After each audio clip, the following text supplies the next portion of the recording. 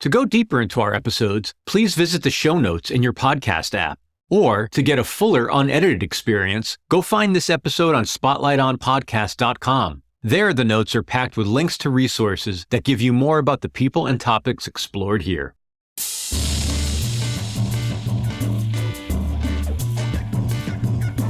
Hello and welcome to Spotlight On, the podcast featuring musicians, writers, innovators, and ideas shaping music, arts, entertainment, and culture. I'm your host, Lawrence Purrier. Today, the spotlight shines on violinist and composer Jenny Scheinman. Jenny grew up on California's remote Lost Coast, and now she brings us music that captures the wild beauty of her roots.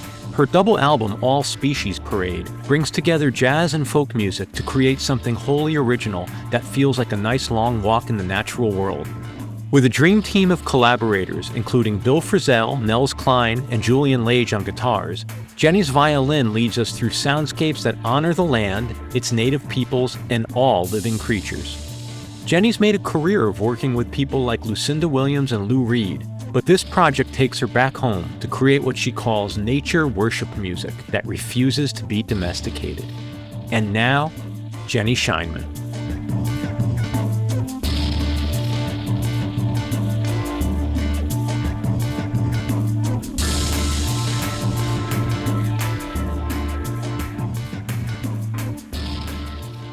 I'm really curious about the role of place in your music more generally, but in this album, how does your location, if you can articulate it, sort of influence you and influence this as a body of work?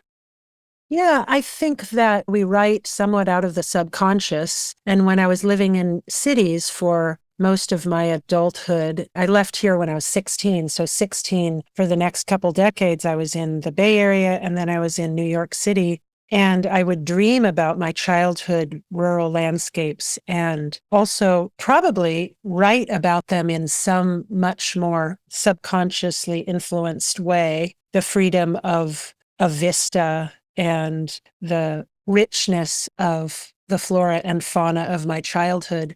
But when I was really grounded here during the shutdown, it was very literal. I was really looking at the things that I'd been dreaming about for so long and really appreciating them in a very direct way, appreciating just how magnificent and inspiring and good for my spirit the natural world is.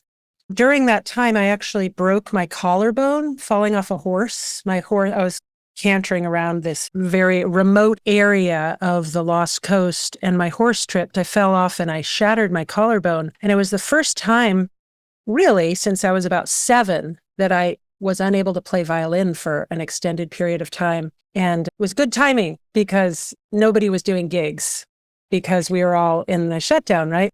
But I took a poetry class with an old friend of the family who's one of our really kind of like the poet laureate of Humboldt County and very much a bioregionalist, somebody that has thought very deeply and written extensively about place and the relationship of place to community and the relationship of place to poetry, i.e. art in general.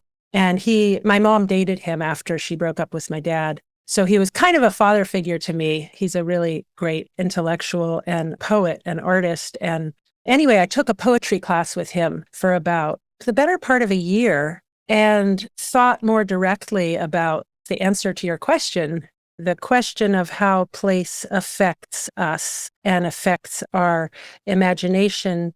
I'm a somewhat intuitive writer. I work hard at it, but the pieces that really end up on my albums are usually more channeled than wrought out of skill. So the environment that I'm in does filter into the piece, but I don't look at an apple and write a piece about an apple. Oh, right.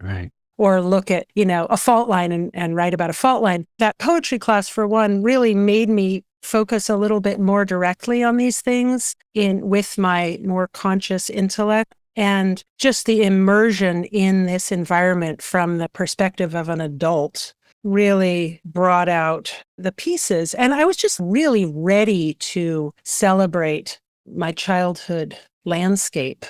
That's a very roundabout way of answering your question, but I'm curious about that. I mean, there's a lot in there, especially, I mean, what wonderful timing if you're going to sustain an injury like that. That was very efficient of you to make use of the lockdown in such a fashion. But really, honestly, I'm very lucky, right? If it had been a year earlier or a year or two later, it would have been, I would imagine, much more disruptive on your livelihood and your creativity. Yeah, it would have been devastating for that to happen. And it was actually my collarbone. A more superstitious person would take that as some sort of a direct hit to the place where my violin hits my body and say, what do you do? What do you do without your violin? What is your music without the music? And what is you as an artist? What do you really think about all this? Did you have any of that existential reasoning with your injury, or is that just you're applying that retroactively? As it is when you get injured, I think most people's response is, wow, I wasn't killed. There's an immediate gratitude. It's strangely illogical because everybody else is feeling sorry for you.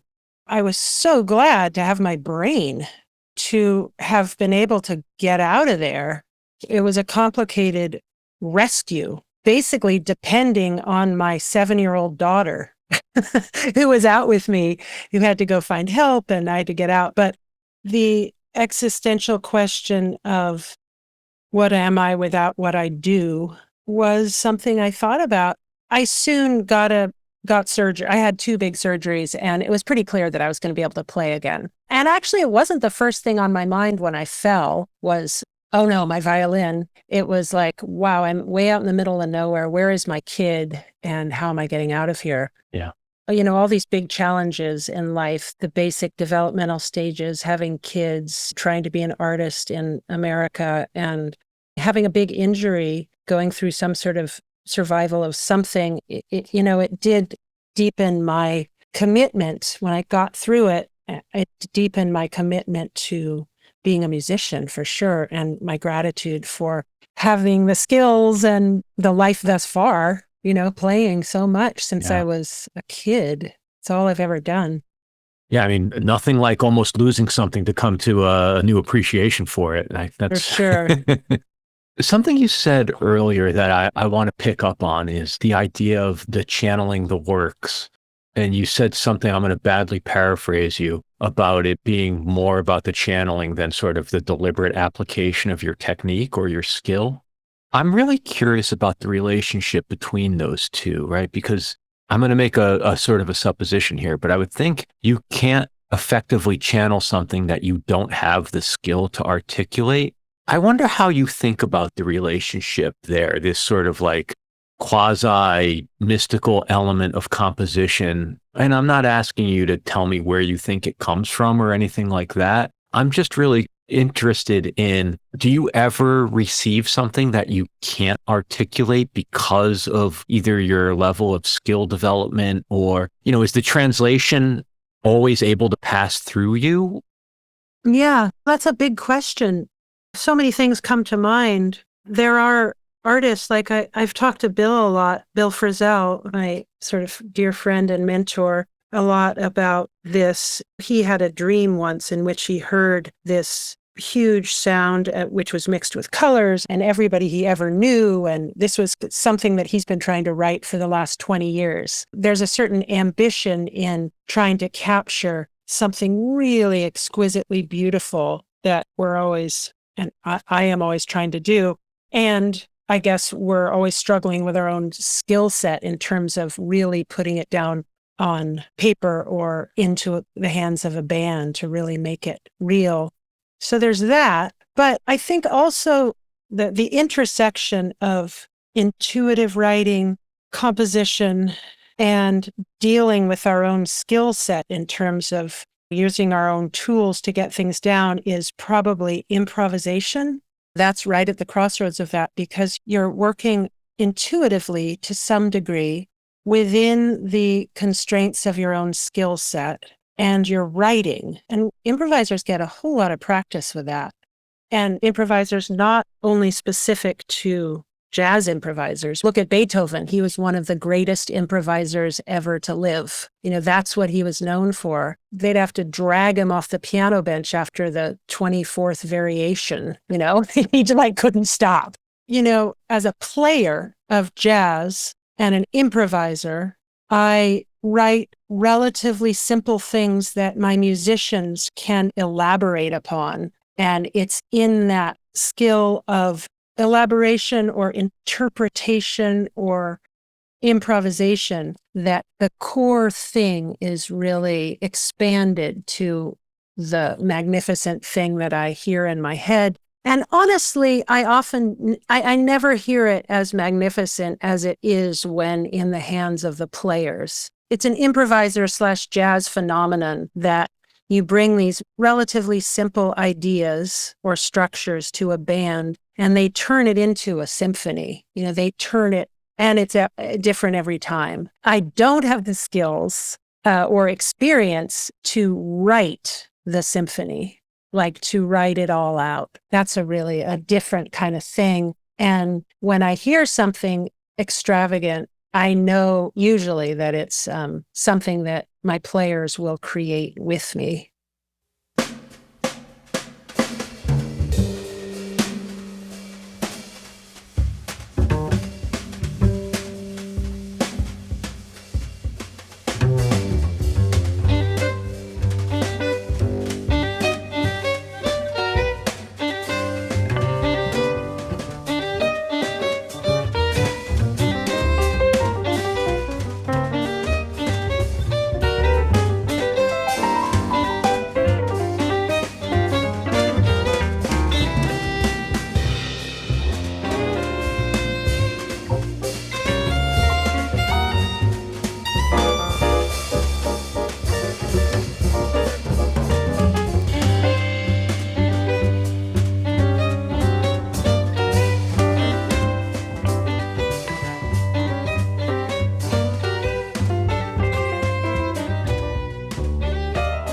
It's really interesting to talk with people who maybe aren't as, I don't want to say knowledgeable, but I'll say as nerdy about music as some of us can be.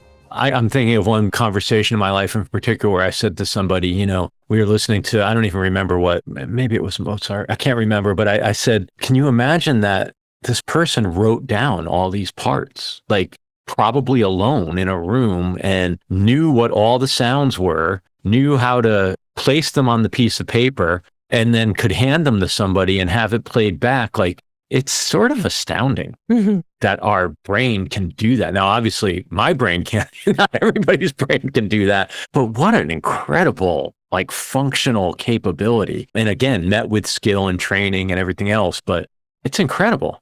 Totally. I mean, yesterday was Beethoven's birthday, and I spent the whole day traveling around the county playing at basically senior centers with my nerdy pianist who is totally obsessed with Beethoven. And we were blasting Beethoven in the car the whole day. And I was listening to these symphonies. We were mostly listening to Bernstein conduct. As with any great conductor, they're really hearing these symphonies as an instrument. The orchestra is an instrument, and they're playing that instrument. So, I don't think that I think they've surpassed the concept that they are separate parts that fit together. I think at the point when you're really playing a symphony, and maybe even when you're writing a symphony, for when Beethoven was writing these things, he's hearing this singular unified sound in the same way that a pianist isn't thinking about what their left hand ring finger is doing as separate from the whole sound. Or, maybe a good example is an organ player that has stops for all the different sounds. It's one player, it's one unified sound. And what I marvel at, because of my own imaginative or skill-based limitations, is how to do that in your head. I can do it in the moment playing with a band. I've had that experience of hearing it unfold as a big, magnificent thing, but to be, as you say, by yourself and hear that unfold in your head. And for Beethoven to hear that in your head unfold when you actually have completely lost your sense of true hearing is something that people have. It's astounding. Yeah, you've really just given me an aha moment, which is the composer hears the finished sound in their head, and what they're actually, when the act of writing it down is breaking it apart. Like, how do I hear the high end of what I'm hearing here? What do I need to write down here to recreate the high end? That's even more. Mm-hmm. Okay, but let's climb out of that rabbit hole a little bit. Yeah. And yeah, I would say one final thing on that point, though. Earlier this year, I worked on a project with Wayne Horvitz, and he dropped a little bit of a nugget of wisdom on me as well, which helped me think about this, which was to go back to what you said earlier. We were talking about the nature of improvisation, and he said, I don't distinguish between like composition and improvisation. They're just two aspects. Like, what is improvisation if not composition, just in real time? That was a big aha moment for me because I had this binary thinking about the two. My definitions were just slightly off. And I wonder, like, does that strike you as like that's within the right ballpark? It's just another mode or another manifestation of composition? I think you are composing when you're soloing, for sure. I do think that there are artists that approach it to varying degrees of spontaneity.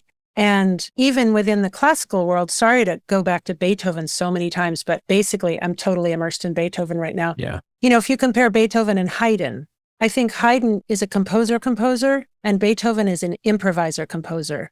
And I love Haydn. I'm in the middle of doing all the Haydn string quartets right now. I love Haydn, but I think those pieces are constructed more the way a house is constructed. Maybe Beethoven is constructed more the way a garden is constructed. I don't know. I don't know if that's a good comparison, but there's an intuitive improviser's energy in that music that's different. And I think that for soloists, modern jazz soloists, yes, we're composing because we're choosing the next note we play. The energy, yeah. I mean, sometimes I think like jazz composers are just like, I don't know if it's very good as a composition. Somebody like Miles Davis can, quote, write a perfect solo. But sometimes solos are just about being in the room hanging out.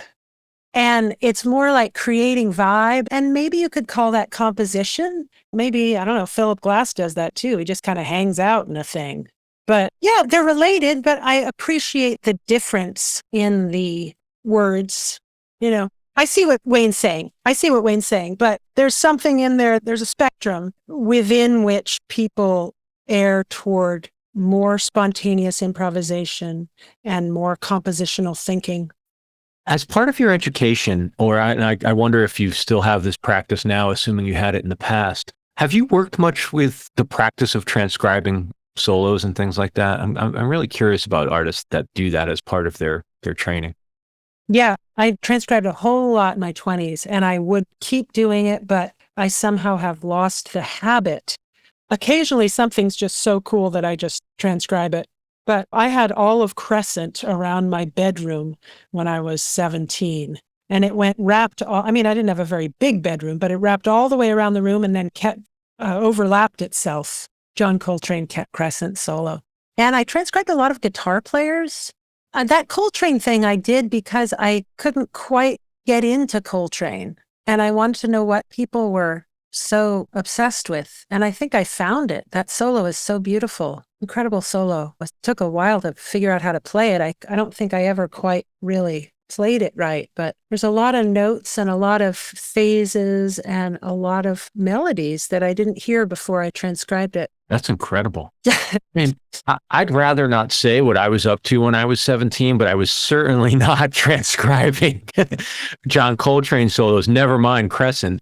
What brings a 17-year-old you to that point? That's actually too big of a question, but John Coltrane, 17-year-old you, it's a mountain you're trying to climb. It seems very anomalous. Yeah, I think actually now that I'm thinking about it, I wasn't 17. I think I was more like 20. Slightly better.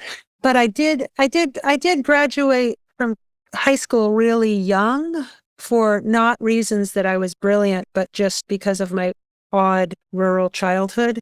And so maybe you could imagine being a little bit older than that. But I was just so obsessed and so ambitious, not for a career, but just ambitious about knowledge. I just really wanted to get in there. And I also had a little bit of a lingering survivor's desperation from coming out of Humboldt County drug culture. My parents weren't pot growers, but everybody else was. And there were some real casualties up here. And I just wanted to get out into the world. So I was one of those kids, that come out of the middle of nowhere. And I was like an immigrant. Yeah. I was like an immigrant in civilization as I grew up pretty out there. Yeah, I say I understand, not because that's my shared experience, but I can understand that metaphor. So in the new album's dedication, you talk about several Native communities. I'm curious about your relationship with these communities. I was having a conversation with someone last night. I'm from the East Coast originally. I grew up in Connecticut. I spent about 20 years in New York, and I moved out here.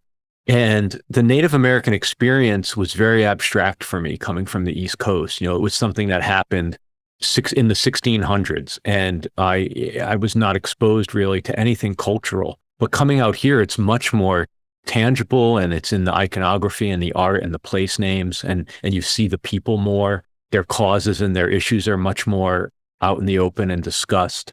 There's a real eye-opener for me. And so I'm just curious to learn more about your experience with the people and with the communities and anything about the traditions. Just wonder if you could speak to that at all.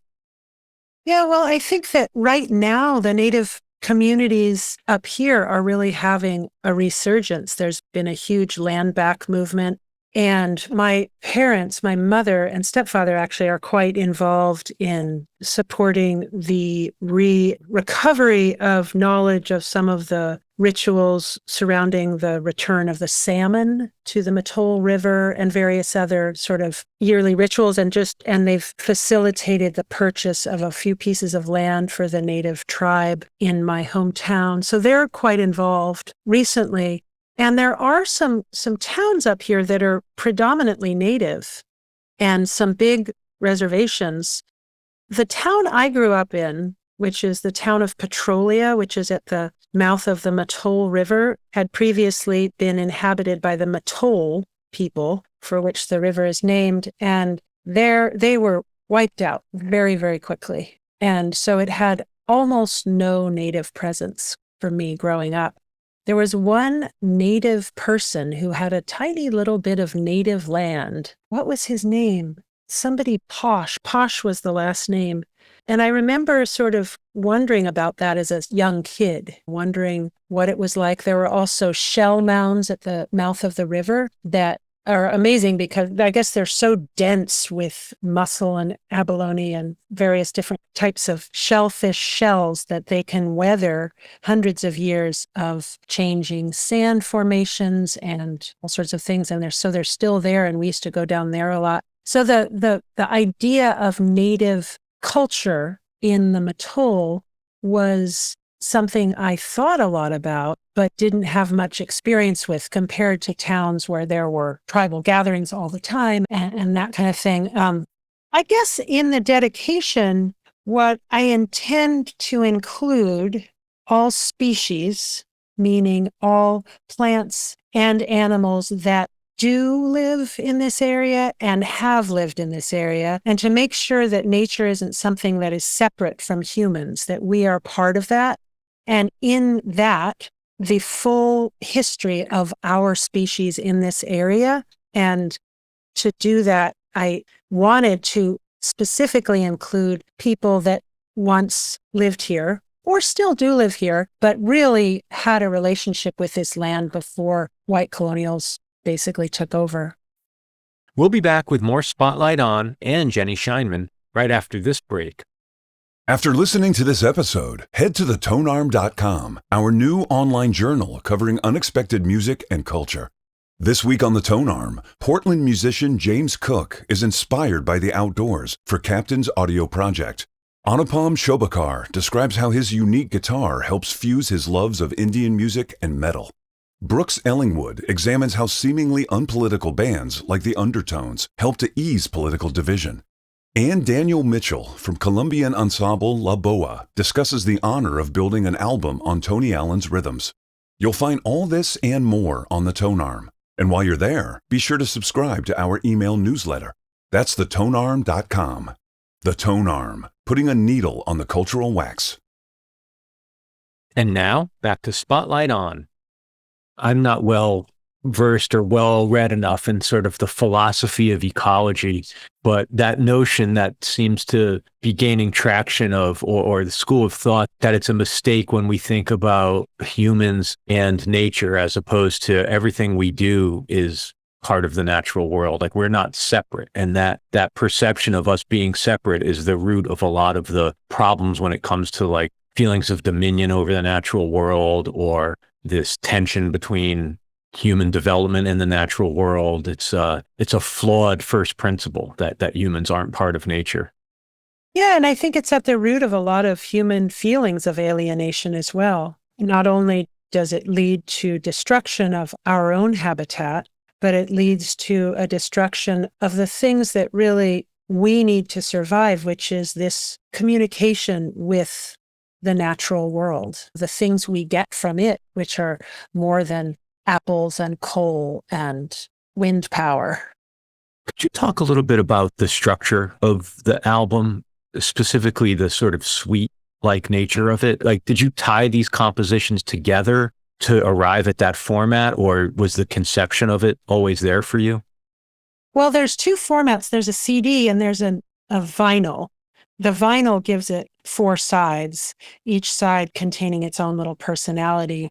And the second side of the vinyl is actually a suite. It's the Jarrow Gigi suite, or the All Species Parade suite. And that's very much dedicated to this area and to the native people in this area. Jarrow Gigi being the name for the area, which is now the county seat of Humboldt County, and now has a very colonial name, Eureka, I found it, and had been Jarrow Gigi. Very beautiful. 3 J's, Jaroujiji,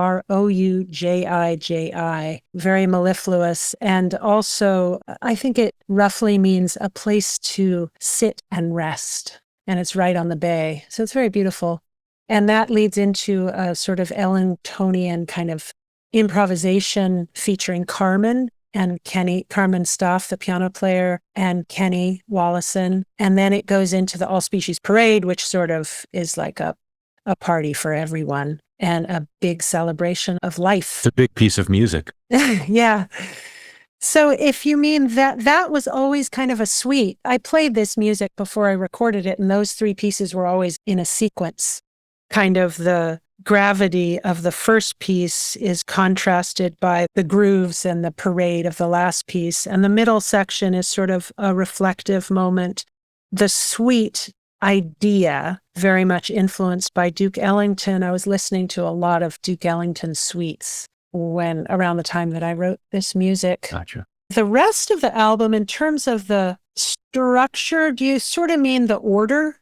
Is that what you sort of mean by that, the order of the tunes? Yeah, I think so. And as a listener, the way it landed for me, because I did not listen on a physical format. I listened to, I guess streaming would be more like the CD experience. It was almost like a nested doll type of experience in terms of the suites being part of the bigger whole. Because obviously when you listen that way all the way through, it's just one listening experience. I don't know. I think it just landed for me as thematically consistent, I guess would be the way to say it. Even though the music spans, there's some stylistic movement, I think is fair to say, right? Like there's a lot going on across this record, but it always feels in context. I'm not articulating.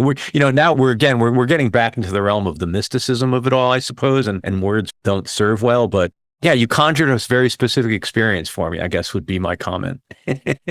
Yeah, one of the things that I'm notoriously slow with is sequencing. Very slow. Originally, I was going to start the whole album with the last tune, with Nocturne for 2020. And I had this whole sequence. It's 72 minutes of music. And there's one song that did not end up on the album. Not so much because of the length, which would have been an issue, but because it just never quite found itself. But for a long time, I was dealing with like 80 minutes of music. And my first proposal to my manager was, hey, let's do 2 albums. The first one is called All Species Parade, and it's more grounded in the earth. Second one is called The Mighty Pacific. Wow. And it's more grounded in water and air. She said, no, the industry doesn't work like that, Scheinman. I want one amazing album. And so I had that phrase, one amazing album. Okay, Liz, I'm going to make you one amazing album. Mm-hmm. I looked at this 80 minutes of music knowing, okay, first of all, a CD is 72 minutes. And I tried to get a narrative or a story or a logic to these tunes. Luckily, a lot of these tunes are really long, so I wasn't trying to sequence 20 tunes. That's really hard because they're all, even apart from the length of a tune has its own kind of personality. All I had was, originally I had 11 tunes. Now I have 10 tunes. I ended up then talking a lot with the head of the label, who I love, Kevin Calabro, and we decided first that he was going to be willing to do a double vinyl, and that he wanted that sequence to be the same sequence as the CD, presented very differently because of the four-side nature of vinyl. Then I went out on the road and I played it for a bunch of people, and my very, very brilliant friend, Robbie Folks, who's from a totally different world of music. He's a country singer and a comedian and brilliant intellectual. But I said, sequence this thing for me, Robbie. I'm stuck. I don't know what to do. And he came up with Ornette first. I had never thought of that. Totally never thought of that. And he sequenced the whole thing. I made one shift and it was done. Like, I really had a hard time sequencing it. But he really heard it. I now hear Ornette Goes Home, the first song on the album, as a kind of introduction to the band. Everybody takes a solo. Everybody has plenty of time. It brings in the celebratory nature of the whole album. That's one of the things you can do in framing an album is it's like the thesis or whatever. And had I started with Nocturne, it would have been a much more serious thesis.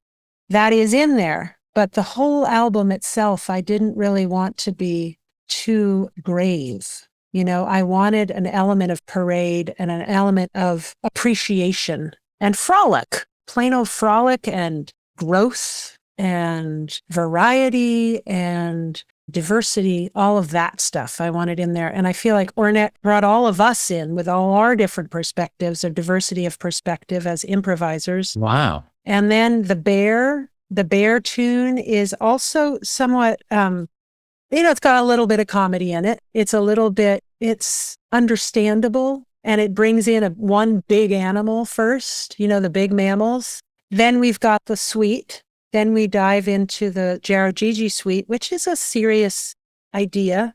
Then that third side, which is the third part of these four sections, there's a lot of Nels Cline in it. We have House of Flowers, which has this kind of mystical, swarmy, swirly thing that Nels and I do together. And then the one after that is, does it start with Shutdown Stomp? I can't remember what it starts with. It's 3 tunes. It's basically House of Flowers, Shutdown Stomp, and the Cape. And now I'm forgetting what the order is, actually. But it's those 3 together. The Cape is the surf tune. It's the most body. It's the most spunky. It's kind of an outlier, maybe, in the whole sequence. If it hadn't been in there, which was suggested by a few people, the whole thing would have been a little more tamped down. And I feel like that one really pushes it into freedom. And then the end is reflective, and it is kind of serious in a way. And I mean what I say kind of thing.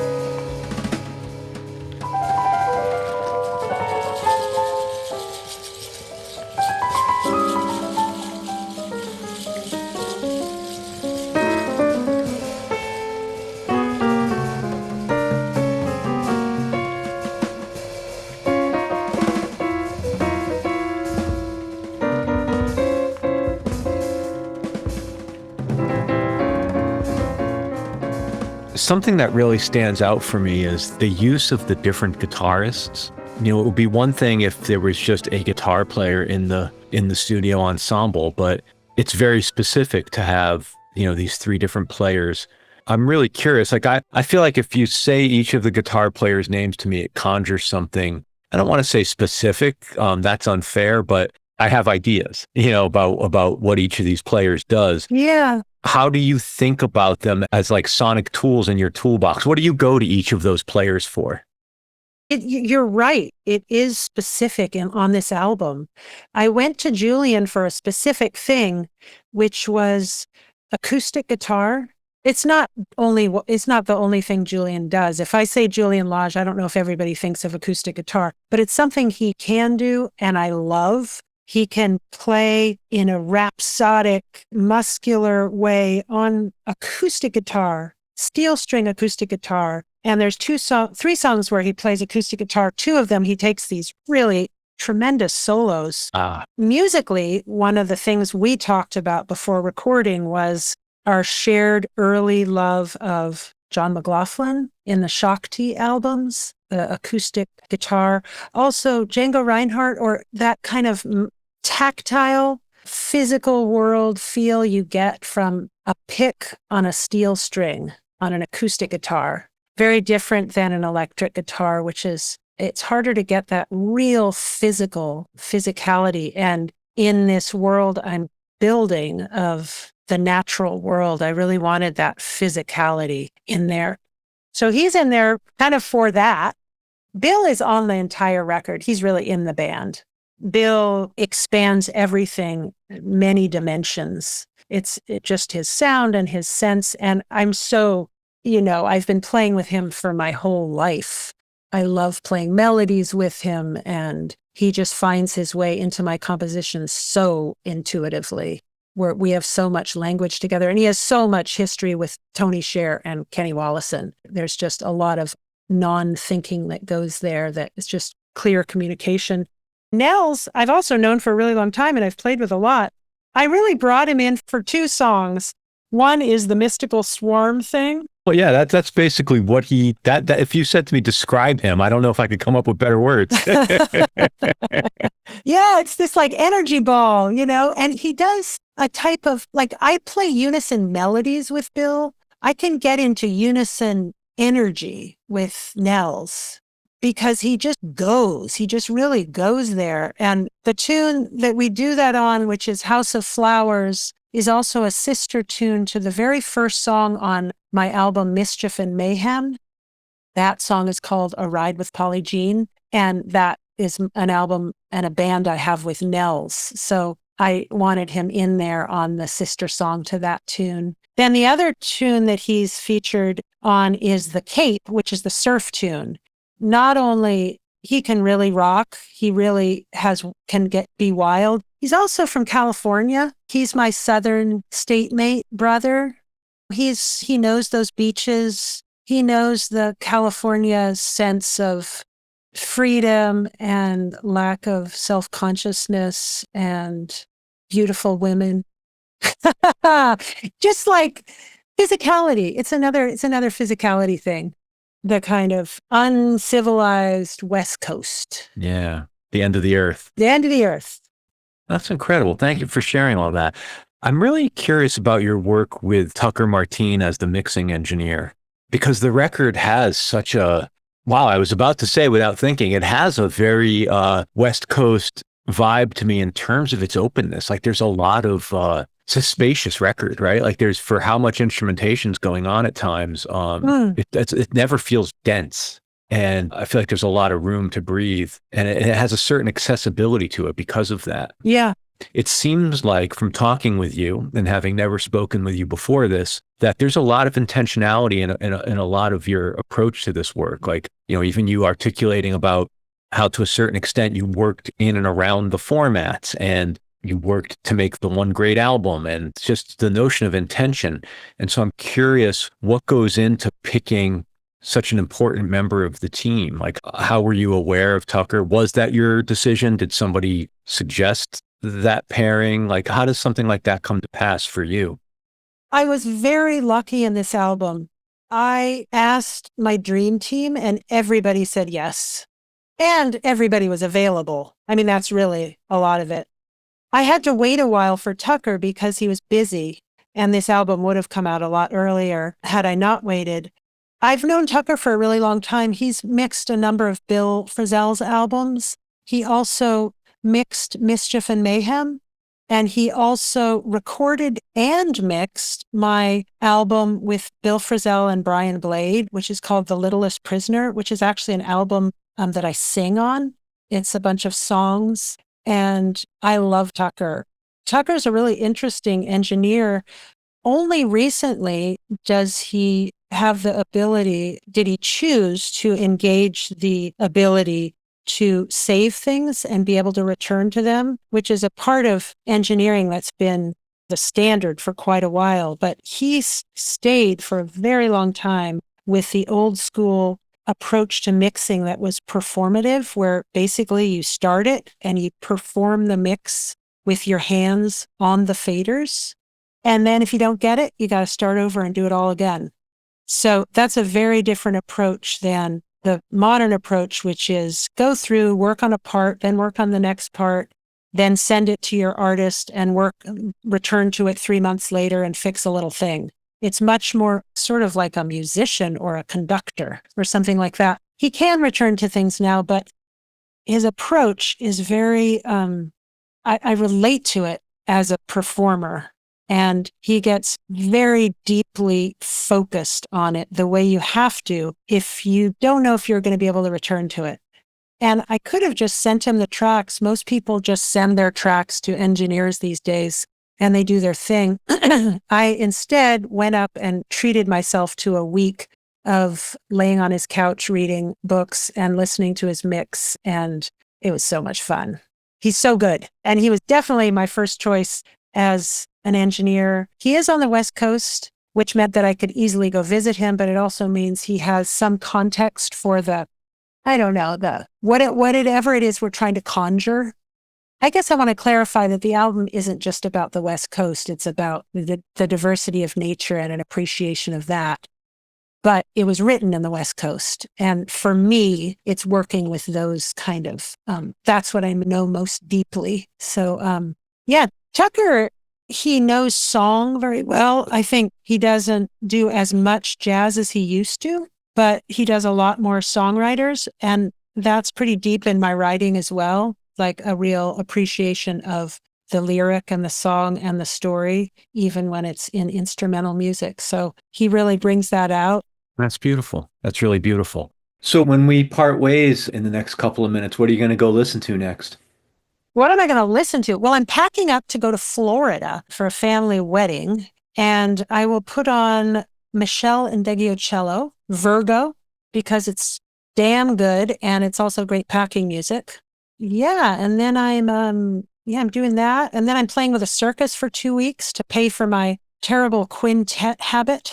I've been traveling around with a quintet, and it's ridiculous. It's a ridiculous business proposition to travel with a quintet, but I'm so into this album, and I want people to hear it has to have piano, it has to have guitar, it has to have bass, it has to have drums, and I guess I got to be there. So anyway, I'm going to play with the circus for 2 weeks, make some money, and hang out with some clowns. And then I'm going to New York and doing more of these gigs. And then the spring, I have a whole bunch of All Species Parade gigs. I'm kind of back at work. I was a mom a lot. I still am. But then the COVID hit. And now I feel like my kids are at an age where I can kind of work a little more and they're not left in the lurch as much. That's beautiful. Thank you for making time. I very much appreciate it. I so much enjoyed listening to the record, and hope you have safe travels to Florida and beyond. Thank you so much. It was fun talking with you.